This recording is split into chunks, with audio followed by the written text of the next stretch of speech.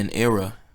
a long and distant period of history with a particular feature or characteristic. Juice WRLD arguably is the artist that I bump the most on a regular. For some reason his music just hits different when I'm in a certain mood, and no matter where I'm at or how I'm feeling, his music is always a vibe. I feel like Juice, especially now, gets a bad rep because people always assume that he only makes depressed music, and that's definitely not the case. His label just want to put out songs that are sad for some reason, even though more than likely Juice WRLD had more hype songs than depressed songs. And I guarantee you right now, no fan of music or even Juice WRLD fans want any more sad songs from him. But my point is, Juice WRLD was a well-versed artist who made particular songs at a certain time, what we like to call eras. Now I know a lot of rap fans didn't necessarily link Juice WRLD to having different eras, cause when you think of that, you think of their whole aesthetic changing, like Playboi Carti with his self-titled era from wearing streetwear fashion to morphing his style into a punk aesthetic like he did on Whole Lotta Red. And for Lil Uzi, not only changing his hair color and how he dressed, but also the theme in his music and how he flowed in his songs. Where on Love Is Rage it would sound like he was a drugged up rapper with a melodic undertone, to then transforming his whole style on Eternal Take, where he would be way more lyrical and have better wordplay, still having that melodic sound to it but more defined. And even Trippy as a rapper is one of the best at doing this too. For every rollout he would have for an album, he would change his hair, tackle a certain theme for the project, and of course the music for the album would sound very different. But for Juice WRLD, though he did dye his hair a couple times throughout his career and made certain type of songs, I think for the most part we section Juice WRLD eras for his album releases. According to the Juice WRLD community, there's 3 different eras that he had, starting with Juice WRLD 1, where during this era he would go by Juice the Kid before he was famous, where he would just casually drop songs on SoundCloud until he started to pick up a buzz, and then he would change his name to Juice WRLD, and then he would drop the 999 EP on SoundCloud, which had songs like Lucid Dream and Moonlight on it, which really took off for him, where he would get signed to a partner deal through Grade A and Interscope and drop his first commercial album, Goodbye and Good Riddance. So basically when he started rapping up until Goodbye and Good Riddance was the first era of Juice WRLD. The second era of Juice WRLD, aka JW2, would be in between after Goodbye and Good Riddance all the way up until Death Race for Love, and then that time span he will also do a collab album with Future called World on Drugs. Now Juice WRLD 3 kinda confuses me cause I don't know if people consider Death Race for Love a part of that or they labeled an era after that album, but I'm pretty sure it starts after it got released, and it would come to an end when he passed away on December 8th, 2019, which was pretty self-explanatory.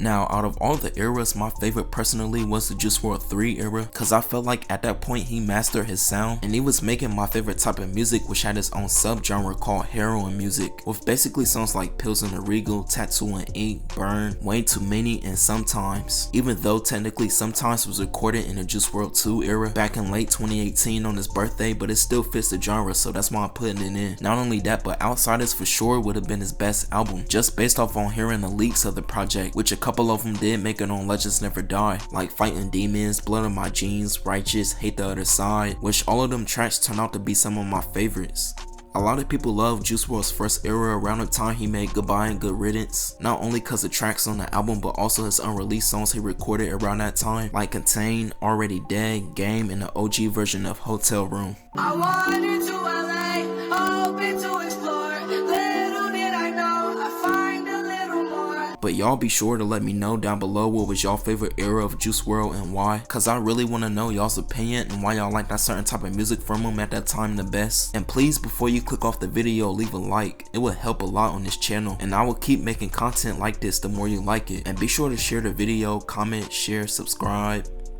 Have a nice day.